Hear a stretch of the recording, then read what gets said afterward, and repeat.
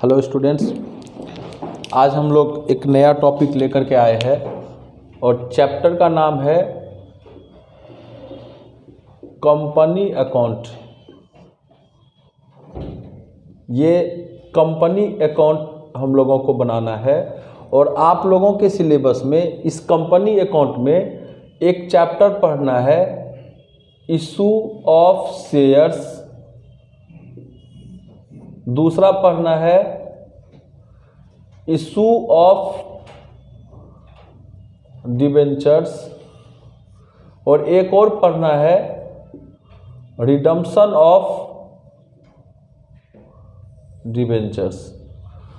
तो एक एक करके हम लोग ये तीनों टॉपिक को स्टार्ट करेंगे। सबसे पहले हम लोग स्टार्ट करते हैं कंपनी अकाउंट क्या है, इसको जानते हैं। देखिए, कंपनी अकाउंट के बारे में बोला जाता है, बोलता है कि कोई भी बिजनेस है, जैसे मेरा कोचिंग है वाणिज्यम क्लासेस, और हम अपने कोचिंग का रजिस्ट्रेशन करा दिए कंपनी एक्ट 2013 में। बोलता है जैसे ही किसी बिजनेस को रजिस्ट्रेशन कराएंगे हम लोग इस एक्ट में, कंपनी एक्ट 2013 में, तो बोलता है कि वैसे ही वो क्या बन जाएगा उसके बाद से, कंपनी। मतलब कंपनी होने के लिए उसको रजिस्ट्रेशन कराना पड़ेगा, और रजिस्ट्रेशन कहाँ पर कराना पड़ेगा, कंपनी एक्ट 2013 में। तो ये वही कंपनी एक्ट 2013 के हिसाब से हम लोग इस चैप्टर को पढ़ते हैं। तो सबसे पहले क्या बताया, कंपनी वो है जिसका रजिस्टर्ड हो, और रजिस्टर्ड कहाँ पर हो, जो बोलता है कि कंपनी एक्ट 2013 में। कुछ साल पहले, 13 से पहले इसका एक्ट चेंज था। पहले इसका 1956 था, लेकिन बहुत पुराना लॉ होने की वजह से इसमें बहुत सारा चेंजेज आया और पूरा लॉ को ही हटा करके एक नया लॉ बना दिया, कंपनी एक्ट 2013। इसके पहले की जितनी भी कंपनी है वो इसी एक्ट में रजिस्टर्ड था। अब जो कंपनी रजिस्टर्ड होती है वो कंपनी एक्ट 2013 में रजिस्टर्ड होती है, ठीक है। अब देखिए, कंपनी एक्ट 2013 में रजिस्ट्रेशन होते ही ये क्या बन गया, मेरा कंपनी।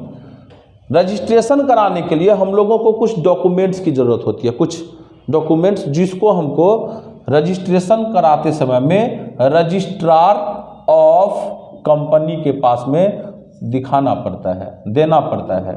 क्या देना पड़ता है, ROC, मतलब रजिस्ट्रार ऑफ कंपनी के पास में, कि हम जो कंपनी बनाए हैं इसका ये मेमोरेंडम ऑफ एसोसिएशन है, जिसको शॉर्टकट में MOA हम लोग बोलते हैं, मेमोरेंडम ऑफ एसोसिएशन। देखिए, मेमोरेंडम ऑफ एसोसिएशन का मतलब होता है किसी भी कंपनी से रिलेटेड ये 6 बातें, जिसको हम लोग शॉर्टकट में बोलेंगे NLOC। N से हो गया कंपनी का नाम, L से हो गया कंपनी का लायबिलिटीज, ऑब्जेक्ट मतलब हो गया कंपनी किस ऑब्जेक्ट के लिए बनाया गया है, क्या उद्देश्य है कंपनी को बनाने का, उस ऑब्जेक्ट को हम लोग यहाँ लिखते हैं। यहाँ पर कंपनीज के अथॉरिटीज के बारे में इंफॉर्मेशन दिया हुआ रहता है सब्सक्रिप्शन क्लॉज में। सिचुएशन क्लॉज मतलब हो गया प्लेस, जहाँ पर कंपनी का हेड ऑफिस है और कंपनी का ब्रांच ऑफिस है, ये डिटेल यहाँ हम लोगों को मिलेगा। और कंपनी के कैपिटल का अगर हम लोगों को इन्फॉर्मेशन चाहिए तो वो कैपिटल क्लॉज में मिलता है। यानी कंपनी से रिलेटेड ये 6 बातें मेमोरेंडम ऑफ एसोसिएशन में लिखी हुई रहती है। जब मेमोरेंडम ऑफ एसोसिएशन बना देते हैं तो ये हो गया पहला डॉक्यूमेंट्स। इसके साथ में एक और हम लोगों को इम्पोर्टेंट होता है आर्टिकल ऑफ एसोसिएशन। बोलता है कि आर्टिकल ऑफ एसोसिएशन का क्या मतलब हुआ, बोला कि आर्टिकल ऑफ एसोसिएशन का मतलब होता है किसी भी कंपनी का रूल्स एंड रेगुलेशन। मतलब क्या, कंपनी को कैसे चलाना है, इसका रूल्स एंड रेगुलेशन वो हम लोगों को कंपनी के आर्टिकल ऑफ एसोसिएशन में दिया हुआ रहता है। देखिए एक बात ध्यान से, कि जब आर्टिकल ऑफ एसोसिएशन बनाया जाता है तो इसको हम लोग बोल सकते हैं, जो काम पार्टनरशिप में पार्टनरशिप डीड का था वही काम कंपनी में आर्टिकल ऑफ एसोसिएशन का होता है, ठीक है ना। अब बताइए, आर्टिकल ऑफ एसोसिएशन का क्या बात है कि कंपनी में अगर वो प्राइवेट कंपनी है, जो कि हम थ्योरी में डिस्कस करेंगे, प्राइवेट कंपनी है और एक पब्लिक कंपनी होता है, थ्योरी में बताएंगे। प्राइवेट कंपनी है तो बोलता है कि उसको article of association banana must है। मतलब हर एक प्राइवेट कंपनी का अपना आर्टिकल ऑफ एसोसिएशन होता है, ठीक है। लेकिन अगर बात करेंगे पब्लिक कंपनी की तो बोलता है कि उसका अगर आर्टिकल ऑफ एसोसिएशन नहीं बनाया हुआ है तो टेबल एफ को ही आर्टिकल ऑफ एसोसिएशन माना जाता है। अब यहाँ पर क्वेश्चन आया कि ये टेबल एफ क्या होता है। देखिए, कंपनी अपना एक रूल्स एंड रेगुलेशन का लिस्ट बनाया हुआ है कि हमारा रूल्स रेगुलेशन मेरे हिसाब से ये होना चाहिए। तो बोलता है कि हर एक कंपनी को अपना रूल रेगुलेशन बनाना पड़ेगा, जिसको हम लोग बोलते हैं आर्टिकल ऑफ एसोसिएशन।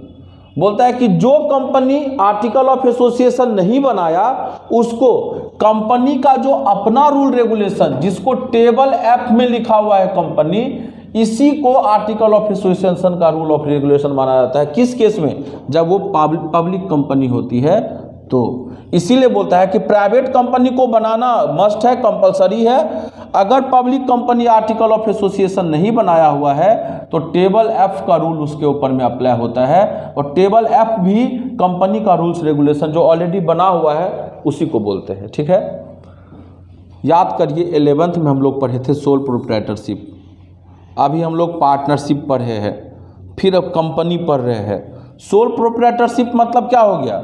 एक ही आदमी मालिक था, वही बिजनेस देखता था, मैनेजमेंट भी उसी का था, कैपिटल भी वही लगाया था, प्रॉफिट भी उसी का था, लॉस भी उसी का था, मतलब सब कुछ एक आदमी का। तो वहाँ पर हम लोग सिर्फ वर्ड देखते थे कैपिटल। कैपिटल मतलब क्या? उसी एक आदमी का कैपिटल।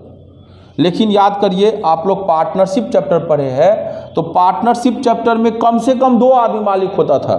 मैक्सिमम का लिमिट था तुम्हारा 50। तो बोलता है कि 2 अगर पार्टनर है ए बी, तो हम लोग कहीं पर कैपिटल वर्ड नहीं देखे थे। हम लोग देखते थे ए कैपिटल, हम लोग देखते थे बी कैपिटल, हम लोग कैपिटल का टाइप्स देखते थे। तो उसको हम लोग यहाँ बोलते थे ए कैपिटल बी कैपिटल। अगर यहाँ कैपिटल 5 लाख था तो इसका मतलब सिर्फ एक ही आदमी लगाया होगा। लेकिन अगर पार्टनरशिप में कैपिटल 5 लाख है तो हम लोगों को पता रहता था कि इसमें से ए का कितना है और बी का कितना है, या 3 लाख 2 लाख 2 लाख 3 लाख जो भी अमाउंट होगा अलग अलग दिया हुआ रहता था। लेकिन कंपनी में जब हम लोग आए तो कंपनी में क्या होता है कि अगर कोई प्राइवेट कंपनी है तो यहाँ मिनिमम 2 आदमी होता है और मैक्सिमम 200 होता है मेंबर, शेयर होल्डर। और पब्लिक कंपनी में मिनिमम 7 होता है और मैक्सिमम का लिमिटेड होता है अनलिमिटेड, लिमिट नहीं है कोई, अनलिमिटेड हो सकता है। प्राइवेट में मिनिमम 2 मैक्सिमम 200। थ्योरी में डिटेल में बताएंगे इस 200 का लिस्ट का क्या कहानी है। पब्लिक में 7 और मैक्सिमम अनलिमिटेड होता है। और ये जो अनलिमिटेड है तो बताइए, अगर किसी कंपनी में 5 लाख आदमी शेयर खरीदा टोटल, तो 5 लाख आदमी का नाम लिख पाना संभव नहीं है। कंपनी में कैपिटल को हम लोग शेयर कैपिटल के नाम से जानते हैं। यहाँ सिर्फ कैपिटल, यहाँ पार्टनर कैपिटल, यहाँ शेयर कैपिटल। और शेयर कैपिटल क्या होता है तो उसके लिए हम लोग यहाँ देखेंगे, जैसे किसी कंपनी का टोटल 1 लाख रुपया का कैपिटल है, देखिए रुपीज़ में दिया हुआ है, हर समय कैपिटल रुपीज़ में दिया हुआ रहता है, शेयर कैपिटल। अब आइए, अगर 1 लाख रुपया का कैपिटल है तो इसको छोटा छोटा टुकड़ा में बांटा हुआ होगा, स्मॉल यूनिट में डिवाइड किया होगा, और हर एक यूनिट का एक वैल्यू होगा जिसको हम लोग बोलते हैं फेस वैल्यू। और याद रखिएगा, ये जो वैल्यू है ये भी तुम्हारा रुपीज़ में दिया हुआ होगा, यानी शेयर कैपिटल भी रुपीज़ में होगा और फेस वैल्यू भी रुपीज़ में होगा। अब बताइए कि जब ये रुपीज़ में दिया हुआ होगा तो हम लोगों का 1 लाख रुपया का कैपिटल है, फेस वैल्यू 10 है, इसका मतलब टोटल कितना यूनिट इसका बटा हुआ है। अगर हम इसको निकालें तो 1 लाख रुपया का 10-10 रुपया के यूनिट में बांटा हुआ है तो टोटल 10,000 यूनिट्स हो जाएगा। और इस यूनिट्स को हम लोग बोलते हैं शेयर्स, और शेयर्स कभी भी रुपीज़ में नहीं रहता है, ठीक है ना। जब भी रुपीज़ दिया हुआ है, अगर क्वेश्चन में लिखा हुआ है 10,000 रुपीज़, तो याद रखिएगा या तो ये फेस वैल्यू है या तो फिर ये शेयर कैपिटल है, शेयर्स नहीं है। यहाँ रुपीज़ नहीं लगा हुआ है तो ना ये फेस वैल्यू है ना ये कैपिटल है, ये क्या है मेरा शेयर्स है। तो ये हम लोगों का हो गया। अब आइए हम लोग अगर निकालें तो 10,000 शेयर्स 10 रुपया के रेट से टोटल 1 लाख हुआ, तो हम लोग share capital is equal to लिख सकते हैं शेयर्स इंटू फेस वैल्यू। तो face value is equal to क्या हो जाएगा, share capital divided by shares. तो शेयर्स इज इक्वल टू क्या हो जाएगा, share capital divided by face value. यहाँ तक कोई कंफ्यूजन नहीं है। अब आगे बढ़ते हैं। अब शेयर्स का मतलब समझ में आ गया, शेयर कैपिटल का मतलब समझ में आ गया, फेस वैल्यू का मतलब समझ में आ गया। अब देखिए बोलता है कि एक कंपनी है, जब वो कंपनी बन गया तो कंपनी के पास में अब ज़रूरत होगा पैसा का। तो पैसा किससे आएगा, तो बोलता है जनरल पब्लिक से आएगा, आपसे। तो आप लोगों से पैसा लाने के लिए हमको क्या करना पड़ेगा, हमको सबसे पहले मार्केट में प्रोस्पेक्टस इशू करना पड़ेगा। प्रोस्पेक्टस होता है जिसमें कंपनी का पूरा डिटेल, कंपनी के शेयर का डिटेल्स, कंपनी का आगे कैसे फ्यूचर में काम करेगी, कंपनी का क्या विजन है, सारा चीज़ उसमें दिया हुआ रहता है, ताकि जो आदमी उसको देखे उसको अच्छा लगे तो वो उस कंपनी में पैसा लगाने के लिए रेडी हो जाए। और जब वो पैसा लगाने के लिए इंटरेस्ट दिखाएगा तो कंपनी का वैल्यू बढ़ेगा, क्योंकि पैसा आएगा कंपनी के पास में। तो पैसा लाने के लिए पब्लिक से प्रोस्पेक्टस जो इशू किया उसमें हम लोग 10,000 शेयर इशू किए 10 रुपया के रेट से। मतलब हमको टोटल 1 लाख रुपया का ज़रूरत है। तो हम क्या किए, एक शेयर का वैल्यू कितना है, फेस वैल्यू 10, और टोटल कितना शेयर इशू किए 10,000। तो ये हो गया मेरा टोटल, हमको शेयर कैपिटल का जरूरत है 1 लाख रुपया। ये कौन इशू किया, इशू बाय कंपनी, कंपनी के द्वारा इशू किया गया, लेकिन हम ना इशू किए। पब्लिक कितना खरीदेगा ये हमको तो नहीं पता है। हम बोले कि एक सिंपल सा बात बताइए, हम लोग कॉलेज में अप्लाई करते हैं, कॉलेज के तरफ से सोचिएगा, कॉलेज बोला कि मेरे यहाँ 500 सीट है, आप लोग कौन कौन एडमिशन लेना चाहते हैं, आप लोग जल्दी से हमारे पास बताइए।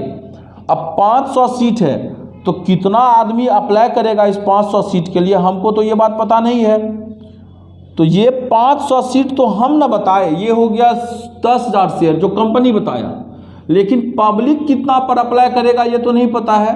तो पब्लिक अप्लाई कर सकता है इस 500 सीट के लिए, या तो 500 से ज़्यादा स्टूडेंट बोलेगा हम एडमिशन लेंगे, या तो कम बोलेगा, या तो फिर हो सकता है एग्जैक्ट 500 हो, बहुत कम ऐसा सिचुएशन होगा। तो बोलता है कि 10,000 शेयर इशू किए, पब्लिक अप्लाई किया, मतलब पब्लिक इंटरेस्ट दिखाया, या तो 10,000 शेयर पर खरीदने के लिए। ऐसा भी तो हो सकता है कि पब्लिक 10,000 से ज़्यादा खरीदने के लिए तैयार हो जाए, ऐसा भी तो हो सकता है कि पब्लिक 10,000 खरीदने के लिए तैयार नहीं हो, कम ही तैयार हो। तीनों सिचुएशन हो सकता है। तो जब हम 10,000 शेयर इशू किए और पब्लिक भी 10,000 पर अप्लाई कर देता है तो इस टर्म को नाम दिया गया सब्सक्रिप्शन। और अगर पब्लिक 10,000 से ज़्यादा पर खरीदने के लिए तैयार है, जैसे 11,000, 15,000, ज़्यादा जो भी हो 10 से ज़्यादा, उसको बोलते हैं ओवर सब्सक्रिप्शन। और जब 10,000 से कम पर, जैसे 9,500, 9,000, जब कम पर तैयार हुआ खरीदने के लिए, तो हम लोग इसको नाम क्या देते हैं, अंडर सब्सक्रिप्शन। ये हम लोगों का टर्म हुआ जो हम लोगों को आगे काम देगा। फिर अगला दूसरा है, अभी हम लोग किसको घटाए बढ़ाए, शेयर्स को। अब हम है कि 10,000 शेयर बेचे 10 रुपया वाला, टोटल कितना रुपया का हो गया, 1 लाख। अब बताइए 1 लाख रुपया हमको चाहिए, तो जरूरी है कि इस 10 रुपया के चीज को हम 10 रुपया में बेचे, 10 से ज़्यादा में भी तो बेच सकते हैं। तो अगर 10 रुपया के शेयर को 10 ही रुपया पर बेचते हैं तो हम इसको नाम दिए पार। अगर 10 रुपया के शेयर को 10 से ज़्यादा पर बेचते हैं, मतलब 11, 12, 15, तो यहाँ जो 1 रुपया हुआ, यहाँ जो 2 रुपया हुआ, यहाँ जो 5 रुपया हुआ, इसको हम लोग बोलते हैं प्रीमियम। ठीक है, फेस वैल्यू से जो एक्सेस होता है वो कहलाता है प्रीमियम। और डिस्काउंट मतलब हुआ जब 10 से कम पर हम लोग बेचे। अब 10 से कम पर बेचने का मतलब 9 पर बेचे, ठीक है ना, 9.5 पर बेचे, मतलब कम पर बेच रहे हैं। तो ये जो कम हुआ ये मेरा कहलाता है डिस्काउंट। अब डिस्काउंट पर जब शेयर इशू किया जाता है तो यहाँ पर आप लोग नोट कर लीजिएगा, यहाँ 2 सिचुएशन होता है। एक होता है सेक्शन 53 और एक होता है सेक्शन 54। प्रीमियम का सेक्शन होता है 52। सेक्शन कंपनी एक्ट 2013 के सेक्शन 52 के द्वारा शेयर को प्रीमियम पर इशू किया जाता है। 53 बोलता है कि आप जो शेयर इशू कीजिएगा वो डिस्काउंट पर, वो आप डिस्काउंट पर एक कंपनी शेयर इशू नहीं कर सकती है। सेक्शन 53 में लिखा हुआ है कि आप डिस्काउंट पर शेयर इशू नहीं कर सकते हैं, मना ही है एकदम पूरा। लेकिन सेक्शन 54 क्या बोलता है कि डिस्काउंट पर शेयर इशू कर सकते हैं। तो आप ही बताइए, एक सेक्शन बोल रहा है नहीं कर सकते हैं, एक सेक्शन बोल रहा है कर सकते हैं, क्या अंतर हो गया? तो बोला उसका वजह है, बोला कि एक कंपनी जनरली किसी भी को डिस्काउंट पर शेयर इशू नहीं कर सकती है, ये सेक्शन 53 में लिखा, लेकिन इसका एक्सेप्शन सेक्शन 54 में लिखा हुआ है। 54 लिखा कि एक कंपनी अपने एम्प्लॉई को, अपने मैनेजर को शेयर इशू कर सकती है डिस्काउंट पर, और जिस शेयर को हम लोग नाम दिए स्वेट इक्विटी शेयर्स, मतलब डिस्काउंट पर शेयर इशू हो सकता है, लेकिन किसके लिए? बोलता है एम्प्लॉई के लिए, ऑफिसर के लिए आप डिस्काउंट पर शेयर इशू कर सकते हैं। इस शेयर को नाम क्या दिया? Sweat equity share. और इसको किस सेक्शन में पढ़ना होता है? 54 में। और 53 तो डिस्काउंट का सेक्शन है, बोलता नहीं कर सकते हो आप। 54 बोला, सेक्शन 53 का एक्सेप्शन हो गया सेक्शन 54, ठीक है ना? तो ये ध्यान रखिएगा। तो हम लोगों को लेकिन जब क्वेश्चन बनाने लगेंगे शेयर्स चैप्टर में, इस पर कोई क्वेश्चन नहीं आएगा, क्योंकि डिस्काउंट हमारे सिलेबस से खत्म है। अब आ गया कि जब हम लोग 10,000 शेयर इशू किए थे 10 रुपया वाला, तो टोटल कितना का हो गया? 1 लाख का। जब 1 लाख रुपया का शेयर इशू किए तो इस 10 रुपया का पैसा, जरूरी है कि हम एक ही बार में पैसा सारा मांग ले? हमको जरूरत ही नहीं है तो पैसा क्यों मांगेंगे एक बार? तो बोलता है कि अगर जरूरत है तो एक ही बार मांग लेंगे, और अगर जरूरत नहीं है तो हम उसको इंस्टॉलमेंट में मांगेंगे। अगर एक ही बार में मांग लेते हैं तो इसका नाम दिया गया लम सम, मतलब वन टाइम में पेमेंट आ जाना, इसलिए इसको बोलते हैं वन टाइम भी बोलते हैं हम लोग, ठीक है। लेकिन जब इस पैसा को हम लोग वन टाइम में नहीं मांग करके इंस्टॉलमेंट में मांगते हैं, तो इस कंडीशन में जैसे हम लोग इस 10 रुपया को एक बार में नहीं मांगेंगे, 5 बार में मांगे, 2 2 2 2 2 करके 4 बार में मांगे, 4 3 2 1, हम 3 बार में मांगे, 3 3 4, हम 2 बार में मांगे, 4 और 6। जरूरी है कि हम एक ही बार में मांगे पैसा? हम इंस्टॉलमेंट में भी तो मांग सकते हैं पैसा को। तो अगर हम इस पैसा को इंस्टॉलमेंट में मांगते हैं तो इस कंडीशन को हम लोग बोलते हैं इंस्टॉलमेंट, और इसका कुछ नाम होना चाहिए। अब इंस्टॉलमेंट का नाम देखेंगे हम लोग। जब वन टाइम में दिए तो बोले लमसम, जब एक बार से ज़्यादा हुआ तो इंस्टॉलमेंट। इंस्टॉलमेंट में अगर आप लोग, ठीक है ना, इंस्टॉलमेंट कितना हो सकता है? या तो 5, या तो 4, या तो 3, फिर या तो 2। एक इंस्टॉलमेंट तो होता नहीं है, क्योंकि एक में लमसम हो जाएगा। तो देखिए 5 में क्या हो जाएगा? इस पहला इंस्टॉलमेंट का नाम रखा गया शेयर एप्लीकेशन, दूसरा इंस्टॉलमेंट का नाम रखा गया शेयर अलॉटमेंट, तीसरा इंस्टॉलमेंट का नाम रखा गया शेयर फर्स्ट कॉल, चौथा इंस्टॉलमेंट का नाम रखा गया शेयर सेकेंड कॉल, पांचवा इंस्टॉलमेंट का नाम रखा गया शेयर थर्ड कॉल। अब यहां पर एक बात समझिएगा, कंपनी में लिखा हुआ है, कंपनी एक्ट 2013 में, कि एक कंपनी मैक्सिमम 3 ही कॉल कर सकती है। अब बताओ कि जब मैक्सिमम 3 ही कॉल कर सकती है, एक एप्लीकेशन हुआ, एक अलॉटमेंट हुआ, अब मैक्सिमम 3 कॉल ही कर सकती है, तो इसका मतलब मैक्सिमम कितना इंस्टॉलमेंट हो सकता है? 3 कॉल का और 2 एप्लीकेशन अलॉटमेंट का, टोटल इंस्टॉलमेंट का नाम हो गया 5। इसीलिए एक कंपनी मैक्सिमम 5 इंस्टॉलमेंट में पैसा मांगती है। 4 भी है, 3 भी है, 2 भी है, या वन टाइम। कंपनी को जैसा सुविधा होगा वैसे ही कंपनी शेयर को इशू करती है, ठीक है।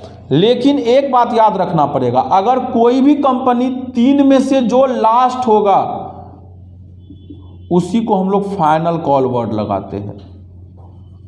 जैसे हमारे कहने का मतलब है कि एक कंपनी 5 बार में पैसा मांगी, तो इंस्टॉलमेंट का नाम देखो क्या होगा? Share application, share allotment, share first call, share second call, अब ये लास्ट है share third and final call.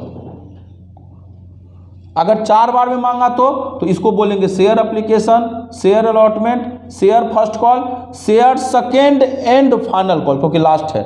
अगर 3 बार में मांगा share application, share allotment, share first and final call, ये दोनों तो है ही नहीं। अगर 2 ही बार में मांगा तो शेयर एप्लीकेशन, शेयर अलॉटमेंट। इसको फाइनल कॉल नहीं बताते क्योंकि ये कॉल नहीं है, यहाँ से कॉल स्टार्ट होता है, ठीक है ना। ये हम लोगों का कहानी हुआ, यहाँ तक तो कोई कंफ्यूजन नहीं होना चाहिए। अब एक चीज़ और समझिएगा लास्ट इसका, आज के इस टॉपिक का, कि अगर हम लोग 10,000 शेयर इशू किए हैं, 10 रुपया वाला, टोटल 1 लाख रुपया का है, तो कंपनी इस 10,000 शेयर को जो इशू किया है, इसका पर्पस क्या था इशू करने का? तो बोलता है कि इसका 2 पर्पस था, एक था फॉर कैश, एक था अदर देन कैश।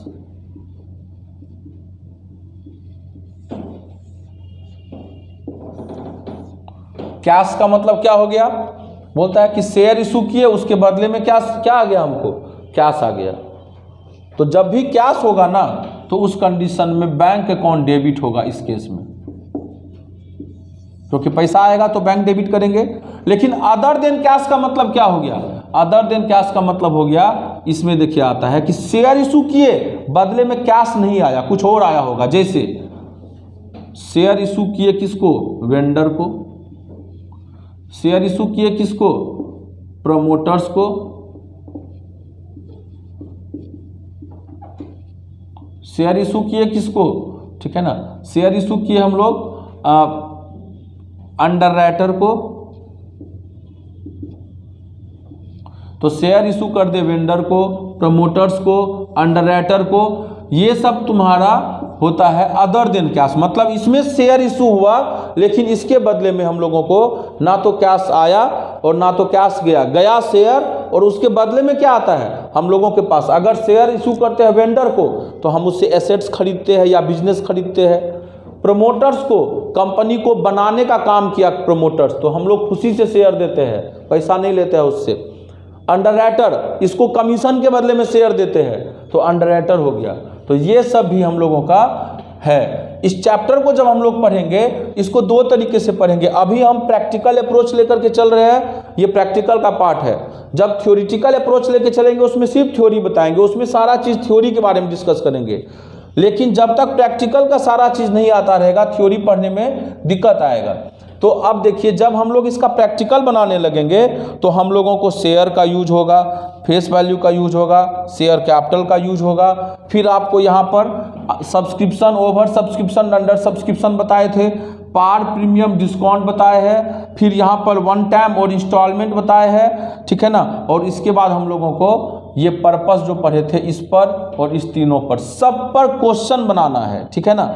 एक चीज़ और एडिट कर लीजिएगा आप लोग, जब शेयर इशू किए थे 1 टाइम में, तो 1 टाइम मतलब क्या हुआ? Whole amount payable on application, मतलब इसी इंस्टॉलमेंट पर सारा पैसा दे दिया यहाँ पर, यानी ये सब इंस्टॉलमेंट होता ही नहीं है इस केस में।